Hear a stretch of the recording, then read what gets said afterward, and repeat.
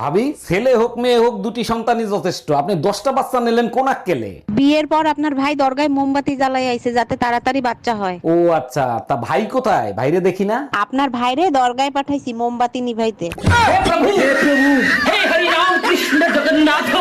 তুমি মসজিদে নামাজ পড়তে যাও না হুজুরের সাথে গ্যাঞ্জাম করতে যাও? হুজুর জিজ্ঞেস করছে জুম্মার নামাজ শেষে কোথায় যাবেন, আমি বললাম কবরস্থানে যাব। এর জন্য তো হুজুর রাগ হতে পারে না, কি হইছে সেটা বলো। হুজুর বলে আরবিতে বলেন, তখন আমি বললাম ইন্না লিল্লাহি ওয়া ইন্না ইলাইহি রাজিউন।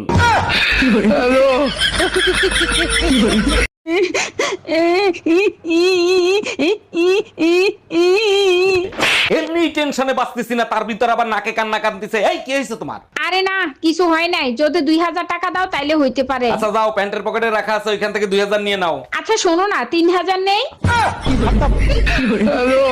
এই কই তুমি? দেখো তো আজকে আমাকে অনেক সুন্দর লাগতেছে, তাই না? আচ্ছা রুম্পা, তুমি কি জানো বিধাতা নারীদেরকে এত সুন্দর করে তৈরি করছে কেন? দুনিয়াতেই যাতে স্বর্গের সুখ পাও তার জন্য। আরে না, নরকের যন্ত্রণা কতটা ভয়ঙ্কর হতে পারে সেটা দেখানোর জন্য।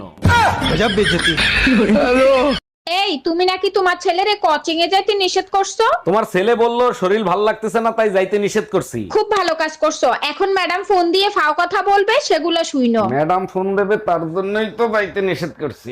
এই কি বললা তুমি? জানি না মোবাইলের ভিতর কোন কোন ভিটামিন আছে, একদিন ব্যবহার না করলে শরীরটা এমন দুর্বল লাগে, মনে হয় 15 দিন ধরে ভাত খাই নাই।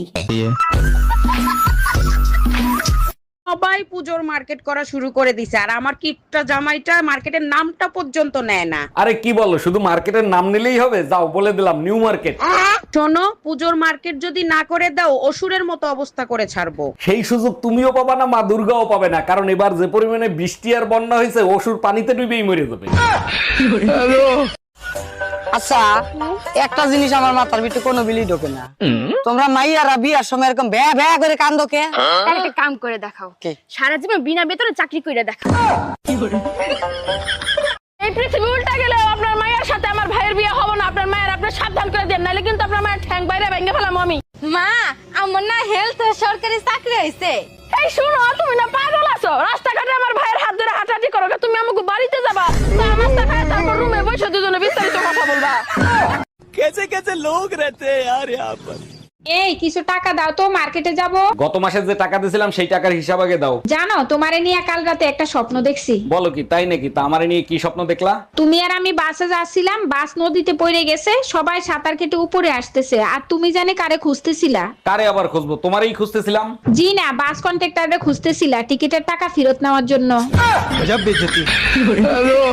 ওই পায়েল, তুই এখানে হাসাহাসি করতাছস আর ওইখানে তোর বাপে রাগ করে কান্দিতাছে। কি হইছে? কান্তাছে কে? রাগ করবো না কি করবো ক? এই যে কষ্ট করে তোর বাপে তোর কামাই রোজগার করে খাওয়া, তুই একটা বারের জন্য তোর বাপের আব্বা করে ডাক দেস না। উনি কি খালি আমার একা কামাই রোজগার করে খাওয়ায়? তোমারও তো কামাই করে খাওয়ায়, তুমিও তো কোনোদিন আব্বা করে ডাক দাও না।